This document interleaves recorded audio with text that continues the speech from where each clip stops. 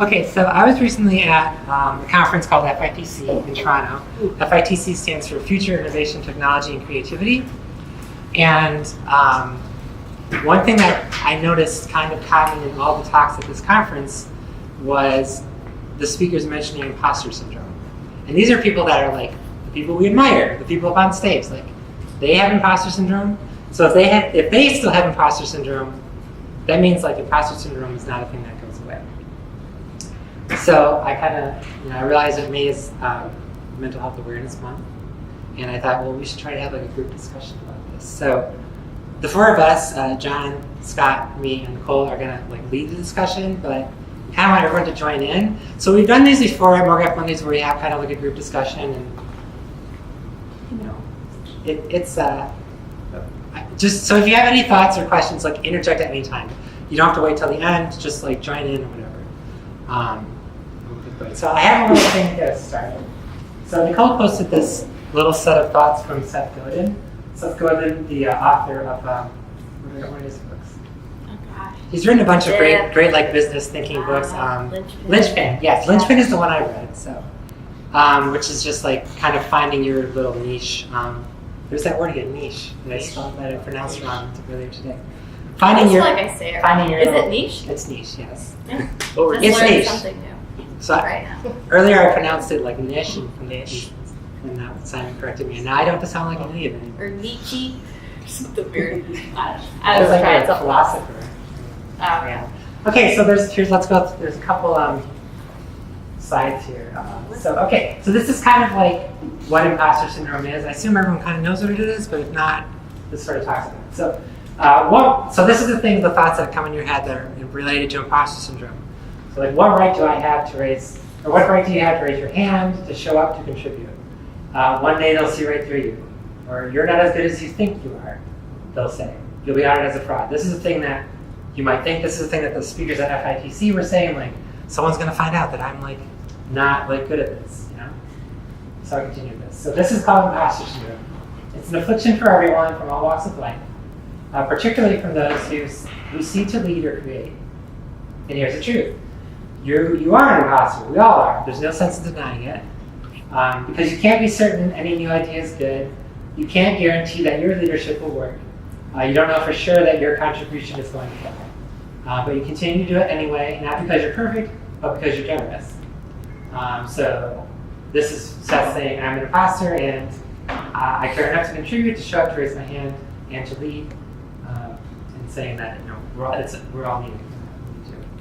So Nicole posted that thought on Instagram like yesterday. I was like, oh, we should start. Yeah. So I kind of like what that's saying. I don't really like the phrase everyone's an imposter because it sounds negative. But in truth, either everyone's an imposter or no one's an imposter, right? So there isn't one clear like standard to compare ourselves to. Like, there's probably some artists that you admire and you think, well, they're the ones that have it. Like, they've done it right. That's it. But like, that's not true. Like, that's one way of doing it. That's one path to take. That's one option. And of course, like, if you compare yourself to them, you think that you're an imposter. But that isn't the rule for everyone. So kind of like everyone's an imposter or no one's an imposter. We're all just kind of the same. But we have a tendency to rank each other, especially like when you scroll through Instagram, you're like, oh, better than me, look at this artist, better than me. And yeah, like, you admire people that do work that looks better than yours. However, probably your path or the way that they do things won't work for you. You have to figure out your own way of doing it. So that's kind of the start. Oh shoot, I forgot to mention something. That's the start of this discussion. Okay, I'll mention that later. Sorry, there's one thing I have to say later. I put it on my agenda. The barbecue. Oh, yeah. The Michigan MoGraph barbecue is June 1st, in like a week. Gosh. And if you want to make an animation for one of the words of the invite, you can let me know. But like, Scott only gave us like a week to do this stuff. So, So every year we have the annual Michigan Motion Barbecue. And he sent an email like in March going, hey, let's do this sooner this year. And then sent us one again like a week ago going, okay, we're ready to go. So it's open to anyone. There's like, how many words are there? 5th annual, 6th annual Michigan Motion Barbecue, whatever day, whatever. There's like 8 words or something. So you can pick one and you can do an animation for like 5 to 7 seconds. So just let me know if you want to take part in that. Like Nikki, what could you do? You're gonna come to the barbecue, right? Yeah. I don't think I can make Oh shoot. it. June 1st or July? June 1st. So I short notice. So, but you should come if you can. It's like open to everyone. So anyway, okay, that's the thing. Do you have to do it to go? Oh, no. You have to make something. No, of course not. You don't have to. No, it's just it's like a tradition Yeah. that we have, and it seems to get like a shorter deadline every year. So next year, probably like 1 day. Yeah. And I kind of get it, like like a quick deadline breeds like quick decisions, right? You just you don't dwell on it, you don't obsess about it, but it's a little too short. So anyway, okay, so back to our discussion. So the reason I brought these guys up here is because I've kind of had conversations with all of you, at least individually, about all of this stuff that we want to try to talk about today. And I just thought it'd be cool to have you all up here to talk. And we all kind of represent a little bit different career paths, or at least places in our career. I've been freelancing for over 5 years now. Nicole's been freelancing for like a year. I don't know. Scott's. I've been out of college for like 2 years. Yeah, I worked yeah. a staff job Yeah. at a marketing company, technically, and then A little earlier career is what I'm John, trying to you're say. like a wizard, right? Yes, John is an official If wizard. you mean by old and cranky, then yes. Yeah. So we're not I've kind been of working here at representing Decathlon things. for well over a decade now. So Cool. So Yeah, who wants to here's start? the hard part. How Yeah. do we get this going? So I'll start. Good, thank you. Yeah. Keep going. So I guess one of the things that I've experienced, and I'm just saying this as full transparency, is how many I think for me, especially when I went freelance, you kind of anticipate that you have to know everything, and I have this Impossible. and I'm really bad at that. I'm really bad at it. I'm I feel like I have to know everything. But perfect example, today, Martin's been my reporting boss that I've been reporting to at Cook. And but here's a perfect example. It's it's you have to be vulnerable at certain points when you want to just get something done. And I know from my past, I would take a lot of pride to not want anyone to know that I didn't know how to do it. I'd would do whatever it took to figure it out or whatever, or put in the late night hours or whatever you needed to do. But then that one thing happens, you're damn it! Why did I know that? Or something. I don't know if anyone's had this happen before, but it's real life. It's real, Everyone's had this happen. And I think but even today, it was just hey, I haven't done this before. And what's awesome is when you are just honest, you just want you have to put that vulnerability out there, and you all want to work for the same thing. You want a good project. You want to do it the best. And I still don't know everything. I'm learning something new every day with this team over here, and it's been great. But I had this fear, especially when I went freelance, that you got to know everything, because it's almost well, who the hell do you think you are? Quitting your staff job, and nothing against staff jobs, but I felt I had that kind of I better know what I'm doing or I'm gonna screw up. And it's you have to know that's. I don't think that actually happens. I don't know. So I guess the reason why I'm saying this is that I think we all go through this. Yeah. I don't know. Everyone. Has anyone experienced this? Absolutely. So it's not, my comment is not so much on the experience, but it's really interesting that you're talking about that. So I just read a book recently called How Women Rise, and it's the 12 habits that basically hold you back. And it's more obviously focused on women, but one of the chapters or one of the habits is that perfection trap. Because women in particular, we really focus on that perfection and doing the job well. But what that does is it keeps us trapped in our current jobs, whereas lifting away from that and being motivated to try something new, not being afraid to fail and not being afraid to do something unwell, but we're just going to try it. It opens up new things, and that it challenges you and takes you to the next level. And it just think it's so interesting that really, I see that happen so often that people just get stuck like, well, I can't try this because I don't know my current job well enough first, so I'm not even allowed to try that.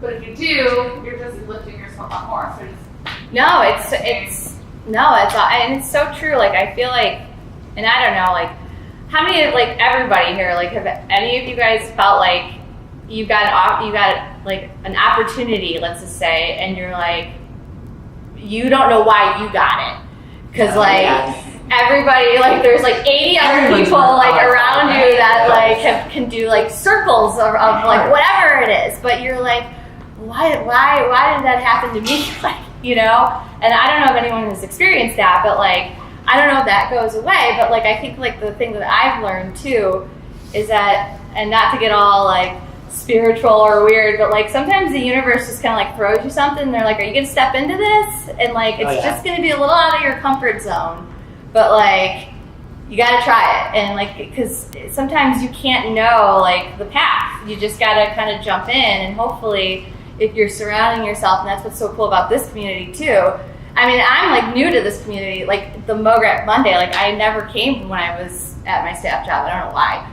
I just never did. And I had no idea like how great it is to be like, hey, like you actually give me this good advice. You're like, you don't know how to figure out how to do something in 5 minutes, ask. And I would wait like 4 hours before I would ever ask anyone. I would wait like 2 days later. Such a shortcut. Like you can save yourself days, weeks, hours. Just like, get on our Slack and just be like, hey, how do you do this thing? It's crazy. But yeah. Someone will know, or someone will know the next step to take, right? But perfectionism, whoa, that's crazy. That's real. So you touched on tests. Like, it's so bad. I can't. So you're talking about like not, doing things you don't know how to do. Like I can't remember the last project I did where like I knew how to do every part of it. Like every project or everything I worked on, I was always like, oh, I don't know how to do that one part of this. But it's like that you know enough to figure it out. If you know the first steps to take. So it's like everything is new. That's what makes our jobs really cool, right? It's like, well, the more people I talk to, and the more like I guess, because I've taken online courses about like process and stuff like that, and a lot of like patterns that I see in all of them is not knowing stuff is part of the process. And people spend entire weeks just research and development, like, okay, I want to accomplish this in the project. I don't know how to do it. Like there's if you're doing projects where you know how to do absolutely everything on that project, then you're not challenging yourself to get better at what you do. Yeah. Which can be its own, double-edged sword, obviously. But I think, like you said, being vulnerable and knowing your boundaries and what you don't know, and knowing when to ask for help is really important. But also knowing the right ways to ask and the right ways to learn and grow. Yeah. I remember someone who had started freelancing at one time. They were like, they told me they were saying something like, I don't know how to do this thing, and I can't watch a tutorial about it while I'm working at this place. I'm like, wait, what?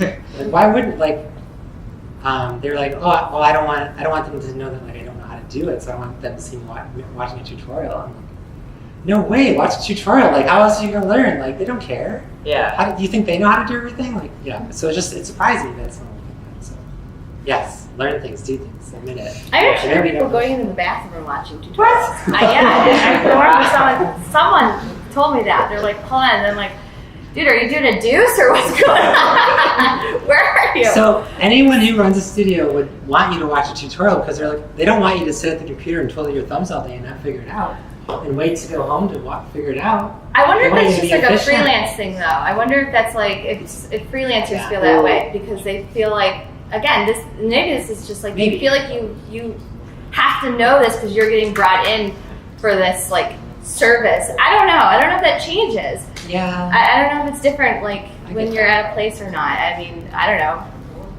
Open discussion, I guess. I don't know. I could see that. I would say that from when I was working at the church, it was like, oh, I'm totally going to watch a tutorial right now, figure this thing out. And then when I was freelance, it's a little bit more like, all right, I have to use their time wisely as possible. And so it's like, this tutorial I can't really spend a whole lot of time on, but thankfully they were just great about everything from the beginning. And so just like, hey guys, I don't know how to do this one thing. I'm going to spend a little bit of time trying to figure it out watching this tutorial. They're like, totally cool. Do you. But there is that pressure to like... There's like a weird pressure with that. I don't know. Because when you become freelance, you don't suddenly magically turn into a new person. You're the same person that still needs the same amount of time to do the work. I do get the pressure, but yeah, you're the same person. There has to be like studios in the old way where people don't understand what we do at all, and maybe like you're working for someone who just doesn't, and they're like, what are we paying them for to watch YouTube all day? Paying like, them to watch the YouTubes? Yeah, paying them to watch the YouTubes. But Maybe, I mean, that's few and far between. It's just so like, self-defeating to go, oh, I'd rather spend 4 hours bumping in the dark than spend 10 minutes, because it does waste more time. And you can watch the tutorial at like 2x speed anyway. So Sure, just you're a scroll robot. Yes. Okay, maybe not 1.5. That's more reasonable. Thank you. So you mentioned perfectionism. Yeah, I was gonna say that's John, I real. talked to you extensively about perfectionism. Or that's something you talked to me about a lot. Yes, it's one of my thousands of failures and issues. But that's number one, right? Yeah, for me, perfectionism is kind of like you said. It can be very much a double-edged sword because I grew up, very much, striving for perfection combined with a lot of workaholism. And the cool thing is, I've always used that to drive like my studying and bettering my career and getting better at what I do. The downside being, it also eventually destroys your life. And I periodically have to relearn that lesson. And so being able to use perfectionism to always strive to make something better and to make the next project even better than the previous one is really important. And I don't want to lose that, but at the same time, like I always have to make sure that I'm going to allow myself to say, okay, it's good, it's okay. Yeah, I'm really glad you brought that up because And I still don't do that, but like I need to get this. It's a work in progress. Yes. All of us Yeah. know that. What determines what, like there's no perfect like measure of good. It's arbitrary. Well, when the deadline hits, then it's Well, Yeah. no, it's done. Okay, according to the calendar, it's Yeah. I think there was like a Jake Parker video that was like done not perfect. And I feel like all of us as creative people are always trying to make the thing the best that it can be. And you sort of have to choose your battles on like, okay, I'm going to accomplish this with this project. And if it doesn't work out, it doesn't work out. For me, just like perfectionism, not destroyed my life, but kind of destroyed my life. Like I went to a really intense art college with these people in the back, these four friends. And some of those were like weeks upon weeks of 16 to 18 hour days. And I didn't think I was doing enough. So I piled even more work on myself to do personal projects outside of it because I was so petrified that I wouldn't get a job after I graduated. And I eventually just equated my entire self-worth to what I do. Yes. And that's the worst. Because then you see really great work and you go, wow, this is awesome. And Instagram's even worse than that because then you see their Instagram stories of them having fun with their families and their dogs and you're like, shit, I just worked for 18 hours and they're doing way better work than me and they have fun times with their dog. That's not fair. So it's really good to use perfectionism as a way to constantly get better and accomplish certain things with each project to continually get better and to go outside your comfort zone. But you have to stop yourself and constantly reteach yourself that you have a life outside of this, you have a family, you have other hobbies, probably, hopefully, if you don't, you should get one.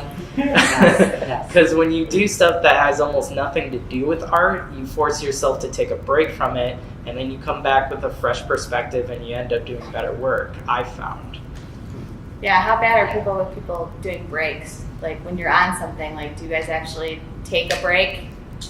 Or you say you're gonna like, I'm gonna take a break, but then you don't actually take a break, and then next thing you know, like 10 hours has passed, and you're like, your parents, are you still in like the same spot from when I talked to you last? I'm like, yes. Because you convince yourself you're gonna get way more done in 16 Well, hours right. than Like, you are in you're like 2 afraid to, 4-hour like, blocks. Walk But- away because you're like that 2 hours, and then you just realize that you're watching the same like thing over and over, and you're like, Yeah, what am I watching? you're like on autopilot and your brain's dead, but you don't yeah, realize it. it's like that weird like trick that your mind think like you think you're doing something because you're up still and working at it, but you're really actually not doing anything. If you would just take a break, I noticed that that's a. It takes like bravery, I guess, to take the break to decide that, because you're always thinking like I'm not doing enough, right? Yeah. You're like, well, I have to do more. Like, okay, I'm. What am I doing? I just have to buckle Watching down this harder thing, to like, I make should this be happen, working. right? Yeah. Interesting you brought that up, because like the concept of internal versus external validation is what I have been thinking about a ton lately. Because as artists, I mean, everyone does this, but as artists, we especially start to mix our self-worth with our work. Mm-hmm. And there is some of that, and like you do personal projects to express things you feel or things you want to communicate, right? But that can get really like crazy, because then it's like, well, I didn't get enough likes on this Instagram post. Oof.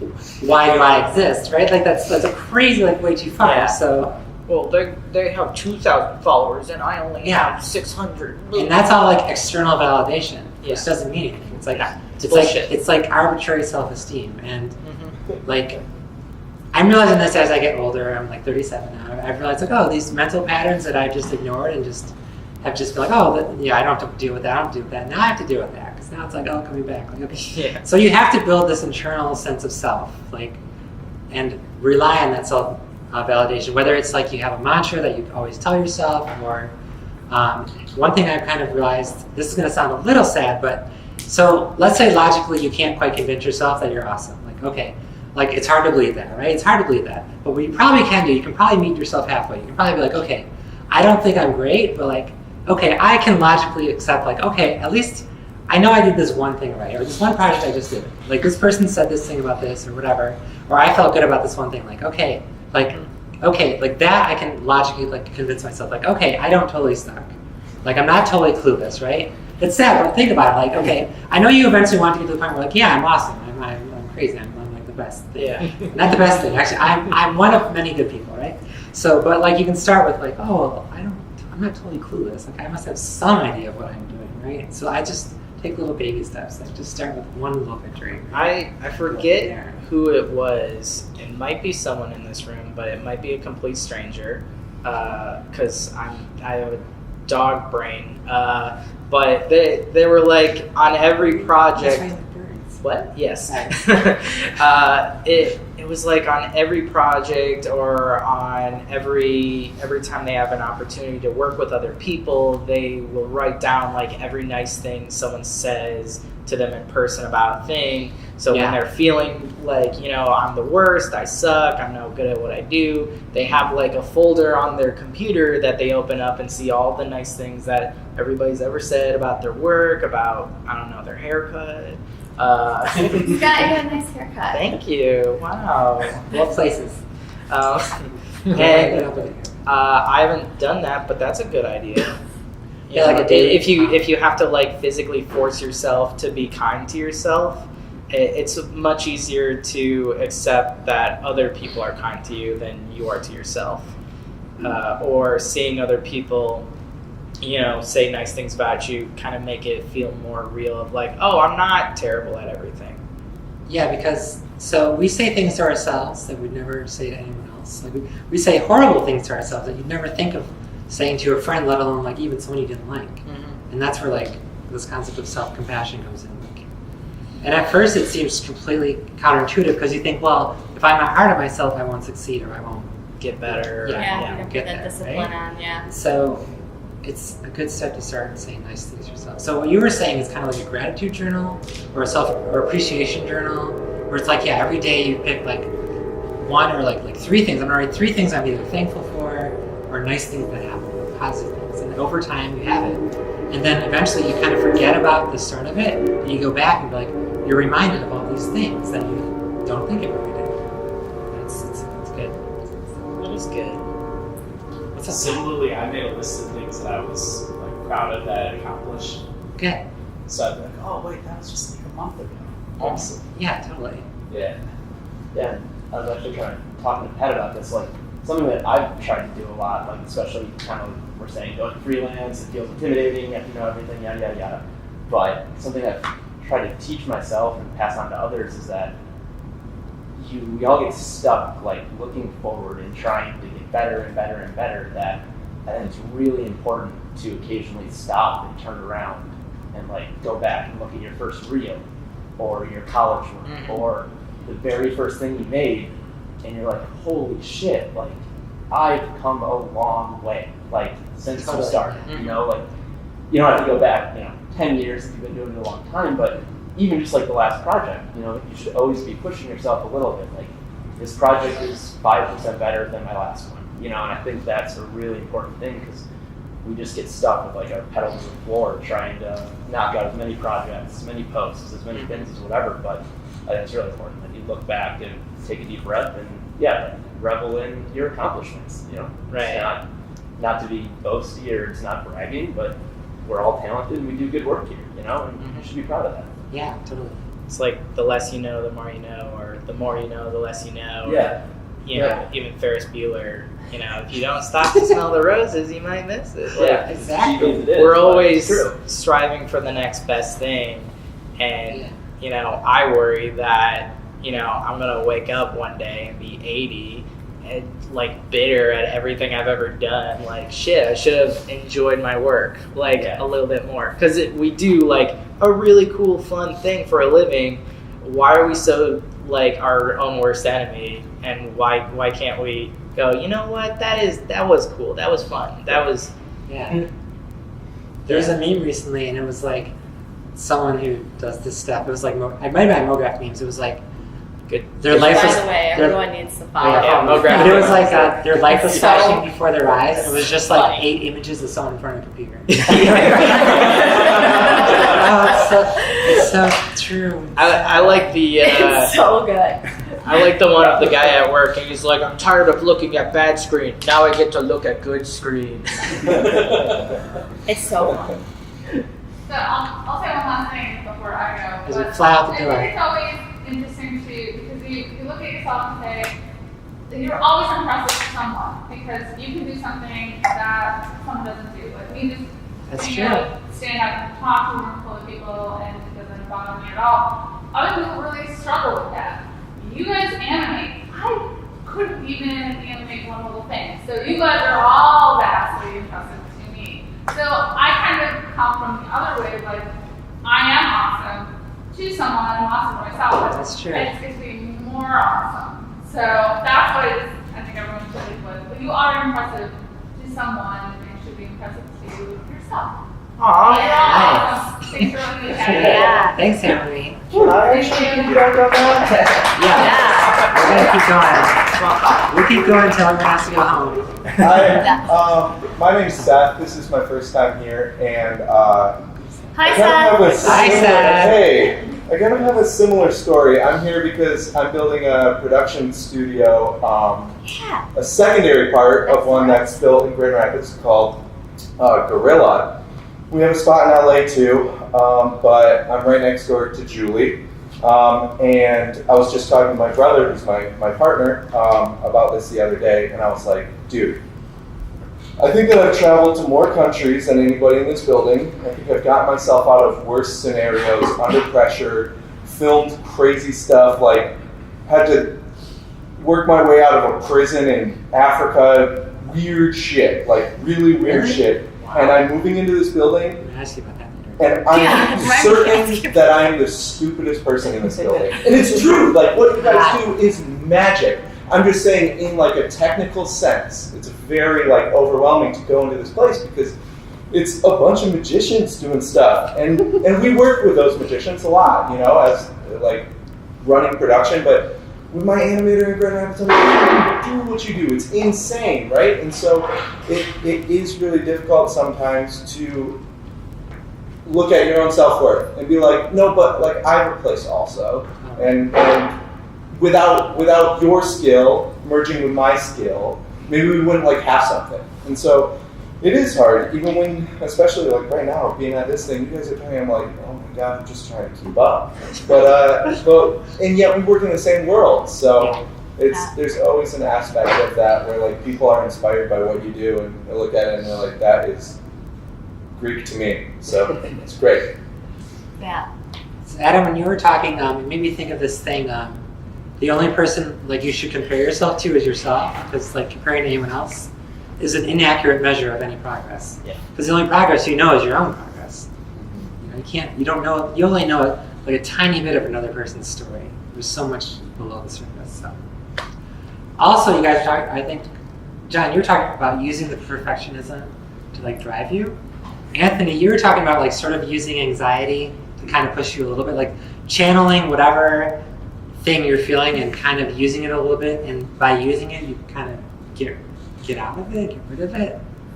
I don't know. Is there a thought there? That doesn't work. Well, no, not completely. But it's an outlet for it or something. I don't. Yeah. If there's anything you want to. Yeah, I think every major decision I've made in my life came from a little tiny bout of anxiety. Really, I mean, it to push myself over. And imposter syndrome is every day. You know, you wake up with it, and I kill it by the end of the day. Crush it, it's gone. And I wake up with it again. And I use it every day. People like, oh, how do you make so much stuff in your free time? And some people like sleeping. You know, I use it as a cure. And sometimes it's weird because it's the cure to the problem is the same thing. You go through work and you're stressed, and the only cure is working. That is beyond the problem. So. You do that. Don't you judge me. I'm not judging. I keep trying to tell Julie to stop taking projects. Okay, so she's bad. As freelancers, we have a problem. So, okay, how do I say this without sounding, without destroying my career? So as freelancers, we have a really hard time saying no. Even if we're already doing more work, even if we already have enough work, like more work than we could possibly get done, we still say yes to the next project because we think like, oh, I gotta help this person out, or they need me, or they want me. Or they'll never call. They'll never contact me ever again. I'm so flattered. Next off the list. So you said one time it was kind of like drugs to the hand. Yeah. Like freelance. So where was I going with this? Oh yeah, I have a problem with this.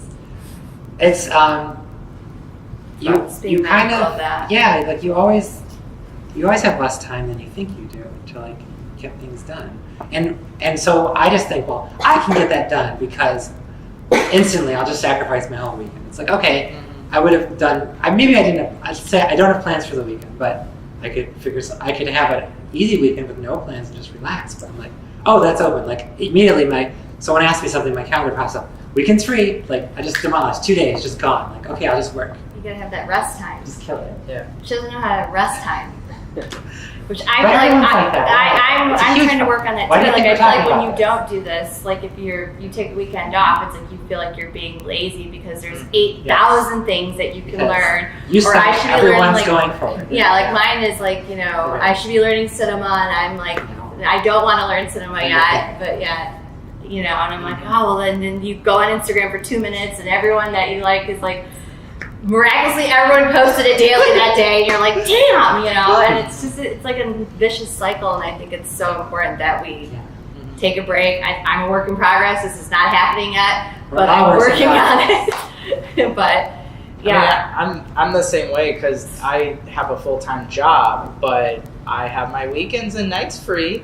So if a project comes my way, or if there's like a cool mixed parts brief, it's like, well, I didn't do anything cool at work this week, so I should do something cool on my off time, or I should do an online class, you know, after that as well, or you know, I'm constantly just like piling shit onto myself because I'm, I guess, worried that I wouldn't do something worthwhile without it, or... Yeah, but some of that is because you're feeling like a creative deficit at your job, so it actually is fulfilling. Yeah. But it's easy to exceed, like the right amount, right?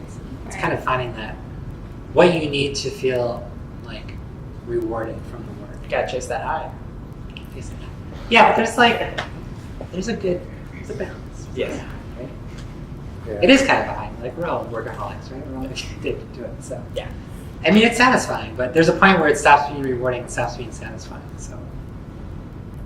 I heard something recently that speaks to that I've got a lot of value out of in the last couple years, which is early in your career, you spend a lot of time, and as a person too, you spend a lot of time figuring out how to be a part of a system that already exists. So you have to mold yourself into something that you're not 100% who you feel like you are to try to fit into how the world is. And as you get older, you realize either that's all BS, like I didn't have to do that, and then this is usually like a midlife crisis kind of. I'm getting older, so I'm figuring all this out. And you get around, a certain age, and you're like, wait, okay, well now it's backwards. There's a bunch of other people trying to be a part of it, and you realize like I didn't have to change as much as I thought.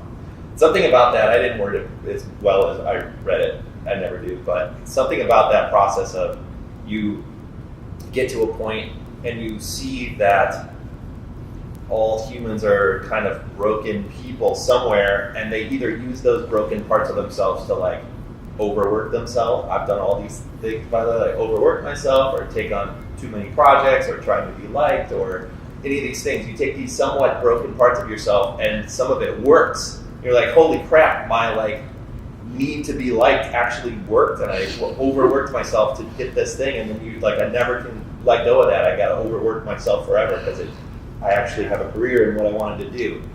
I didn't think that was ever going to end for me, but I got to a part of my career, and I've heard many stories like this too, where they get to a point where they can go, okay, what part of this matters, and they can lose some of those broken parts of themselves, or I don't know, I'm hearing a lot of that kind of tied in. So those two things kind of helped me in the last few years kind of connect more to what matters to me, what matters to my career, and leave some of the like overworkingness and taking on too much stuff. Exactly. So I don't know where everyone is in their part of it, but that helped. I think hearing that earlier would have helped me, so hopefully it helps someone here. Like consuming too much social media and everything creates like a false sense of urgency. Yeah. And as soon as you have the urgency, you have the cortisol going up in your body and your fight or flight response and all of that, and you go down this spiral of like, I'm not doing enough. This usually happens to me around like 3 a.m., 4 a.m. I wake up, I'm like, oh, yeah. Let's pick up my phone and see what's happening in the universe. I've gotten better about it. I used to, when I was in college, I started doing dailies, but it was like with a friend, so it was like every other day. And it was one of those things where, I overworked myself, but I got, this many new followers, and I got this much better at After Effects because I was opening it every day. And, this is the key. I should be overworking myself all the time. And then, I don't know, I just got to a point where I was like, I really want to be spending more time on projects, like personal projects, just like in my spare time, very, gradually, and then post maybe like once a month. Like I think my Instagram has been like, once a month or once every other month, and it hasn't been bothering me as much to like not have that consistency or that schedule that other, social media people have, I guess. It's your rhythm. Yeah, and I don't know, I took all the social media icons off my homepage. I, only check them. Yeah, I only check them like, a couple times a day, and otherwise I think I recently took a trip to Canada for a few days, and I didn't want to pay for, Wi-Fi or data or anything, so I just had my phone turned off, and no one missed me. I came back, and there were like no messages, nothing changed. The world just kept moving on without me. Your career wasn't over all of a sudden? Yeah, I didn't. I wasn't fired from the internet. Yes, Instagram. It's so, like you said, there's this false sense of urgency. Like I always have to be creating, or else I don't exist on the internet. Mm-hmm. Oh, what would Twitter say if I just, But some people like J.R. Kness, they can delete their Twitter and no one cares because they still get great work. And it's also that like false, like, oh, if I post online all the time, then people will see it and. Buckle, send me an email, like, hey, you want to work with us personally on Instagram? It can happen. It can. Not to me. It does. And actually, social media is actually a great tool in that sense. Yeah, but it is tough. My solution is to not go on Instagram. Yeah. So there you go. I feel like I've toned that down a lot too. Yeah. And in terms of like practical steps, like a lot of operating systems now include time limits, so you can kind of set time limits on how much time you spend on social networking. And even if you don't use that to stop yourself from your addiction, like it'll still warn you. It's like, okay, you've been on Twitter for an hour now. Yeah, it makes you feel bad. It might be time to do something else. Yeah.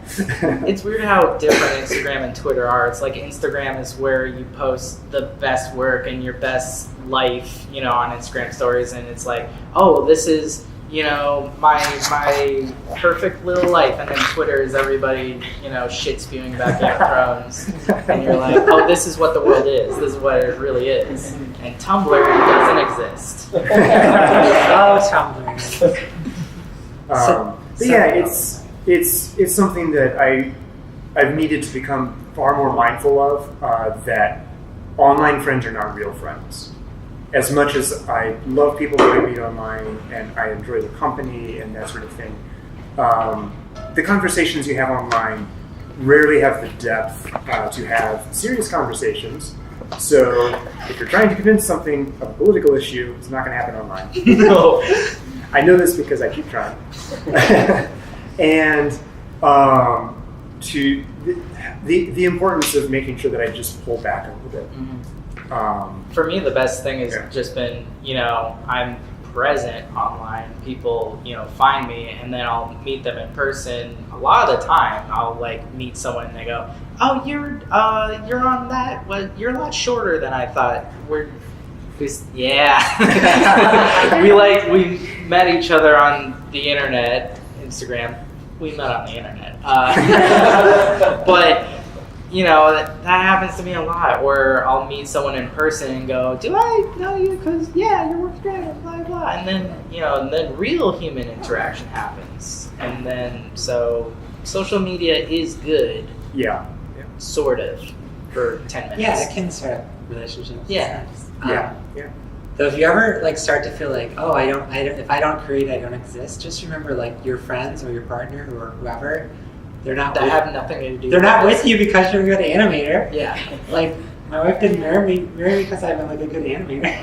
Nah. She doesn't know, and it baffles me because I'm like, well, what am I without MoGraph Mondays? Right. Yeah. But no, there's actually a whole other side to yourself you don't see. Yeah, my girlfriend works at billing department. We're billing at the water department for her city, and I'm like, wait, so you don't. So what do you, wait. You don't have imposter syndrome or constantly, and they're like, no, I'm happy where I'm at and I make good money and that's it. And I go home and I live my life. And I'm like, huh. It's a very foreign concept. What? I don't understand this. You just go home and that's it. Okay. All right. And it is funny because I've spent my entire life defining myself by my work. And so I'm very practiced with that. And even on the days that I can recognize that's what I'm doing, I still don't stop it. I know what I'm doing. But it's interesting because it kind of was, bigger news in the movie world because James Gunn, in a recent interview, after being fired from Guardians of the Galaxy for some pretty horrific stuff, but that he's, apologized for whatever. That's a longer story. But James Gunn said that being fired, it destroyed him because he based all of his value in the movies that he made, the quality that they were, and the level that he was competing at, and that sort of thing. And when he was fired, that kind of destroyed him. But very quickly, he was then able to experience true love where like the friends that he's made over his career, like they still liked him as a person. And so, people would reach out to him and that sort of thing. And he said it was really transformational for him because it took something very drastic to force him to face that, no, he had been basing his entire value as a human being on the work that he produced. And that's not okay. I hear that Hollywood is a lot like this, but like amplified because millions and millions of dollars are on the line. So if you do a bad job, that's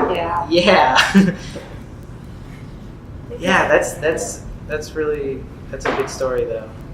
Yeah. We have to just remember that humanity part that we all go through this. I mean, I think all of us have experienced this. I mean, and that I feel like sometimes you feel like you can't make a mistake, and it's like that's part of and I have to tell myself this all the time, like that's part of being creative. It's like you have to try a bunch of stuff, but you freak out sometimes when you don't get it, and then you start getting impatient, and then anxiety starts going, and you're like, Jesus, what's going on? And and you start panicking. And I have to remind myself that like we are all doing this, and we all are creative, and we all have something to offer. And it's like one of those like not trying to like attach your self-worth to it, because I feel like I've done that a lot, especially like because we work a lot of hours. I mean, we all do, and it's hard, and we love doing creative work, but then all of a sudden it's like if we don't nail it the first time, it's like, oh, well, then I suck, and it's weird. I don't know why that's shifted, because I remember like just wanting to like explore and like play around and like learn stuff, and it was like trying to keep that like playfulness, because I feel like when you're not like having all that like pressure, it's like, and you're not thinking about it, it's like you're just jazzing away and you're like, cool, this worked, and you're not even thinking about it. And I feel like, and I don't know if anyone else has had this happen, but it's like when you're really thinking about it, it's like you're not getting anything. But when you're not thinking about it, it's like that thing when you're doing like the hacky sack thing. It's like when you were when you're not thinking about it, it's like it just comes, and you're like, well, I didn't even have to, like that's weird. I don't know if anyone else has had this happen with like any sort of idea or whatever, or like technical thing. It's like all of a sudden you're making something, and well, it's like when you're trying to find like your lost car keys, and you spend 2 hours trying to look for your goddamn keys, and then the second you stop looking for it, oh, they were right there. Yeah. Number one takeaway from tonight: the solution to creative block is playing hacky sack. Yeah, that too. Hacky sack. Yes. Sorry, at our office, we're bringing back hacky sack. It's kind of single-handedly. You should. Our building is starting to. You should get branded hacky sacks. We're gonna have money's hacky sacks. They're coming. Yeah. Donate to the page. They're coming. Yeah. I mean, that's all I had. I mean, yeah. I mean, what about you guys? I mean, Yeah. what do you guys questions? do? Any experiences? Like James. Yeah, well, I was just about to say, I can really relate to something Nicole said about like feeling like I need to dedicate every weekend to work, and that just like this past weekend I was working on a personal project, and I was getting going, and then I got stuck, and I was like, okay, I'll take a break, and then that break turned into the rest of the day me watching Netflix, and then I felt super guilty, and I was like, why am I feeling so guilty? Like, yeah, it shouldn't have to be that way, but it happens. Yeah. And sometimes you just need a break. Yeah. Sometimes you actually need to walk away. I mean, it's truth, and it's really hard sometimes because you want to like get ahead, and you don't do it. I don't know if that's. I'm sure everyone's done this. It's like you don't take a break. Recently, for me, I've been associating a lot of that negative feeling of downtime with the fact that it was still a screen I was looking at. Like, I'm still ruining my eyes. I just watched 3 hours of The Office instead of working and like creating. I was consuming instead of creating. So I've been trying to get outside more and like go on hikes and be in nature. And it's, I don't know, there's just something different about it. You don't feel as bad because you got exercise and you did something productive. Yes, Anthony? I think we have to keep in mind, as we're all saying, we're in this creative field, a big part of what we do is failing. I mean, I almost would say 80% of my job is failing. I mean, designing, pitching, boards, animation tests. But it's all necessary. If you don't have these tiny little failures throughout the day, It's how you get to the process. So I at some point in my career, I made the switch where I'm like, fuck yeah, I'm failing. Like, and I'm proud of it, and I'm showing people. And I think in that turn, you gain confidence, because it's not like all of a sudden I was just good, but all of a sudden I was good enough for me to be like, this failure is something I needed to have success. Right? Like, Absolutely. No matter what creative field you're in, you have to go through that. And taking breaks, and when we try, like I was saying, we try to take breaks with more work and more failure. It's just this cycle where Netflix maybe is the perfect solution. I did. Like, just because it gets you can win at that. Like, that's a job you can win. And so much of what we do is impossible tasks that we have to, I don't know, I would love to work in the building department. That sounds Right. That's the right answer. Right. Money. Right. What just happened? I know, it's like you gotta embrace the failure. popping off back You gotta, even on the project that I'm on right now, it's like the team, they're great. Like, I can't see something, it's like, share it, and like, you know, it's like, have someone else be like, hey, like, look at it this way. And it's so nice to like have other people too. And I didn't realize that's one thing too that I've learned since freelance, because I've been so used to kind of being, I mean, besides Michelle, like, we used to work together, but like, we were in different departments almost, and it was like, I didn't really have anyone to bounce anything off. And then I don't know if that like in turn kind of made me start going like this until I was like ready to like, it's gotta be perfect before I show it. And now it's like, I rather someone look at it that hasn't been like on the, you know, like to someone else, and then be like, hey, why don't you do that? And you're like, oh yeah, that just makes total sense. But like, you don't think about it, and then you go through I went through a cycle before where I'm like, oh shit, well now I'm not good enough. I didn't think of that idea first. You know, like I should have done that. It's like this vicious cycle, and it's like, I've learned now, I'm like, no, please look at it and tell me how to make it better, because I just want it to get better. You know, I don't know if anyone goes through that, but I go through that a lot. Everyone goes through that. I mean, and it's like, just share your stuff and like get help, or like have someone else look at it. Don't feel like prideful of like not wanting to show your shit. Like, let's get good work out of it, you know, and like, let's make it better. I don't know if I made any sense. Sorry, I'm tired. Yeah, I'd say, I mean, like, kind of drawing, or sort of building on a lot of what people have said so far, I think it's really important to sort of be okay with where you are, and then also share it too. Like, a lot of things we've said, because I've also been doing dailies for a while, like over a year now, and when I first started, I was like, I don't know if I could do this. Like, doing something every day seems really daunting, and then I looked at one of the other people I knew who has done dailies forever, People. Yeah. You know, and if you look, have you looked at his first year?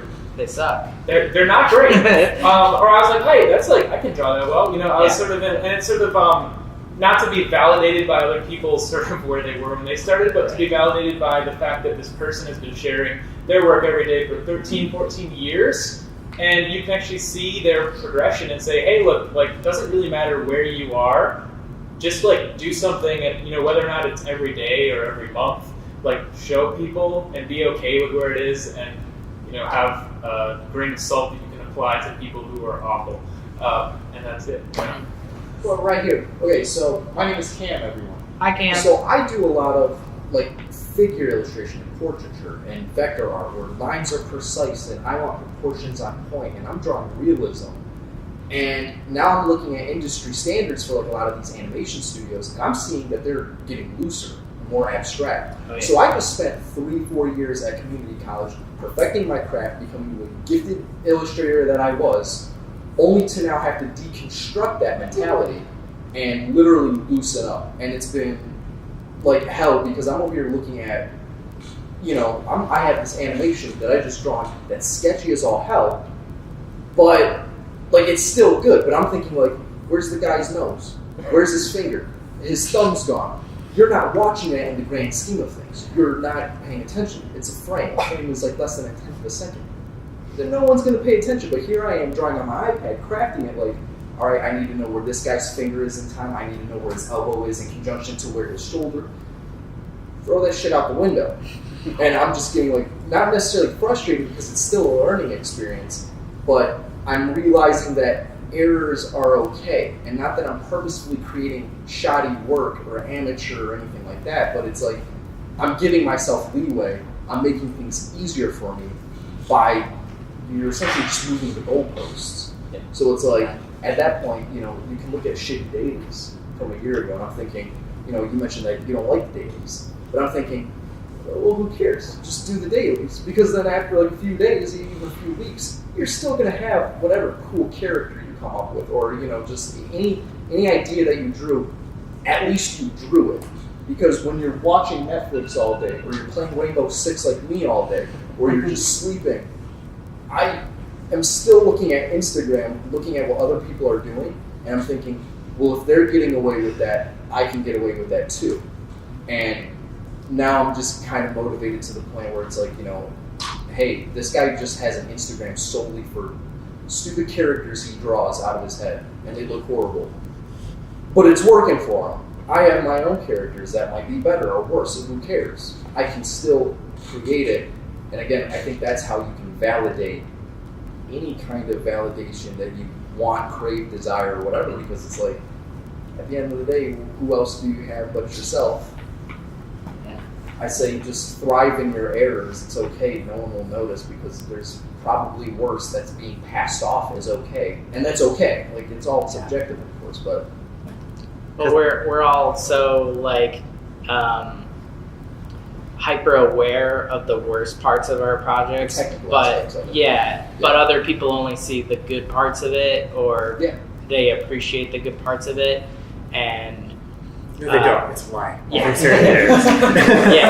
I look at no, this sucks now. Yeah, I think everybody's so focused on themselves. It's just like public speaking. It's like, oh, everybody's gonna think I look dumb, and it's like, who cares? I am dumb.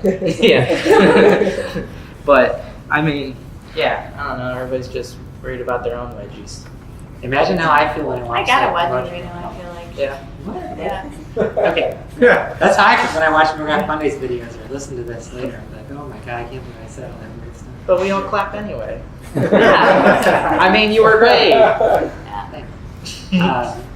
It is sometimes nice to realize that other people don't think about you as much as you do. Yeah. And yes. Friends have told you you're not nearly as important to everyone else as you think you are. Yeah. We are the only people who think about ourselves as much as we do. It's no true, one else does. because you have to have In a good way. You have to have a sense of ego, but also you don't like yourself, but also you think about yourself so much, and it's like, do I like myself or not? I have to decide. The last thing I'll say is don't forget that your soft skills, is that what they call it? Yeah. Soft stuff? Yeah. Chubby stuff. Yeah, no, just being a good person. I gotta tell, I am not the most technical person out of this whole room, especially and I know that. No, and I don't care. But I know that there's a soft side of being someone that wants to hang out with you in a room for 12 hours that gets totally not talked about, and it's something that I think has been something that's helped me a long way as I've gotten better, as because I didn't start in animation, I started editing, and I wanted to get into animation and design, and so I've always had this oh my gosh, I gotta catch up to everybody else. There's a 22-year-old or a young buck that's doing circles around me. Yeah. There's always some young buck yeah, right. So but I forgot the one thing that sometimes you forget is that just being cool and not that, but just being somebody that someone wants to work with and go through the hellacious hours with. It goes a long way, and I think there's something really important about that for anyone that in your studio job, and if you want to go freelance, if you don't want to be in this business at all, that is such an important skill that I think doesn't get talked about enough. Well, you could be the most talented person on the planet, but no one wants to work with an asshole. Exactly. Yes. And I think we forget, and I think it's some people feel they have to have all this technical part down, or they. And I remember, especially when I went freelance, I took last summer off because I wanted my reel to be the perfect thing. And I think if my friend didn't have had called me, and she was at Commonwealth at the time. And said, Nicole, I got a job for you, and it didn't even end up. It went away. But if she wouldn't have done that, I probably would have still been working on my reel today. Because I'd be like, oh my God, it's not ready yet. It's still not ready. It's still not ready. And it's like, I think it's like, no, like, you're great. Let's just put you in. Let's go. And it's like you just gotta like release and like just jump in and like take a jump and like things will work out. And if you make a mistake, you fix it, and it just gets better and better. And I think soft skills are really important. So like, I don't know, be a good human being still.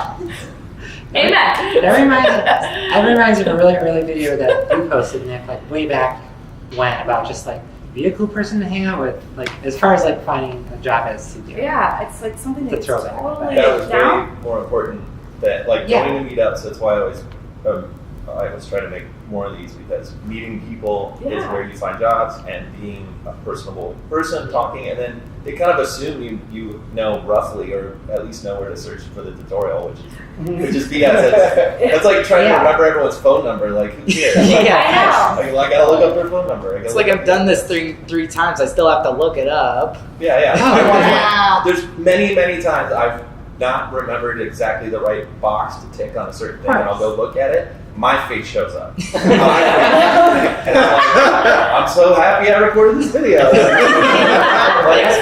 remembers it.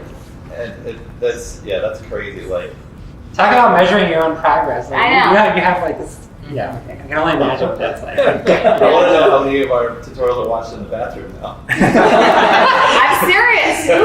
Yeah, I think that's statistical. Probably. Need those measurements. I thought it was on one of those like School of Motion podcasts. Actually, it wasn't. Yeah, I thought it was. I'll find it. So, yeah. Everyone here is so nice. Yeah, this is just like a final note. I mean, it's like totally obvious, but if you don't know, don't come to these things with the intention of, I'm going to meet this person and they're going to advance my career and I'm going to use them to get, like, that's bullshit. We're all friends here. We're all, it's not a competition. We're not stepping stones. We're people with thoughts and feelings and fears and hopes and all that shit, and just be a cool person and you'll be fine. Yes. And that was to me like 4 years ago. It wasn't to anybody in here. Yeah, I feel like it's changed a lot. I don't know if that was just like how the business was before a lot of us got into it. Like I felt like a lot of people like didn't want to share stuff because they almost thought their jobs were on the line. But I've noticed, especially like in the MoGraph community. Why would I share my knowledge? No, but like the MoGraph community, I feel like is really different because everybody, like it's such a collaborative process. Like because if you want to get anything done in like a reasonable timeline, it's like you have to like collaborate with people, or it's like it's gonna take you like 5 years to get something done. So I don't know.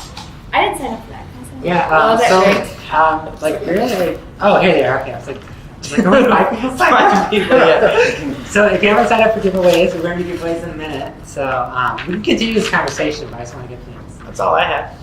Tyler, keep going. I'm going to get things right. Like how you said, a lot of people in this room are friends. So if like hearing your peers say like, "Oh yeah, I have imposter syndrome," doesn't really like click in your head. Like, oh, everyone does. It's just like, oh, we're friends. Recently at my school for like our career day. Peter Ramsey, the director of Spider-Man Into the Spider-Verse, was talking, and he was saying how like he even has imposter syndrome, and it's just like cool to see like while the director of this movie that like everyone is like rejoicing over is just like a normal human being like all of us. So, that kind of just gave me like, oh, you know what, maybe I just shouldn't. Yeah. And similarly in the motion Slack, there are people from Gunner that'll like ask questions to John, and it's like, oh, that's really cool. Like these two people that I admire and respect so much are, sharing knowledge and helping each other out. So you never stop growing, and you never stop having that, little, like Anthony said, it's something you have to defeat every day, and it resets. And sometimes the best you can hope for is to just feel good at the end of the day. So. Yeah. It's also like, I'm not as good as these people, but like, I talked to an artist who works at Soccer and I was like, I was doing this and this to get this result. It's like, oh yeah, we do that too. I'm like, oh sweet. I guess I'm on the right track. Yeah. It is always encouraging, yeah, when I'm just searching for an answer. It's like I have this issue, I can't solve it, I don't know what's going on, and I look up, search for the answers, and it's just other people having the same issues. Like, oh no, at least I'm in this with other people. Yeah. It's like when you're playing a video game and you're like, why is this level so shitty and hard? And then you look it up and like 500 other people are saying the exact same thing. You're like, okay, so it's not just me, it's just bad game design. Okay.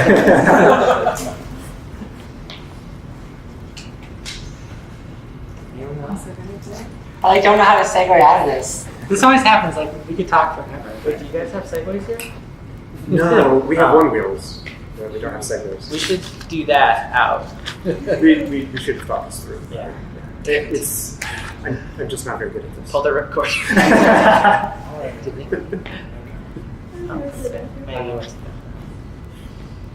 Cool. Well, thanks for participating, everyone.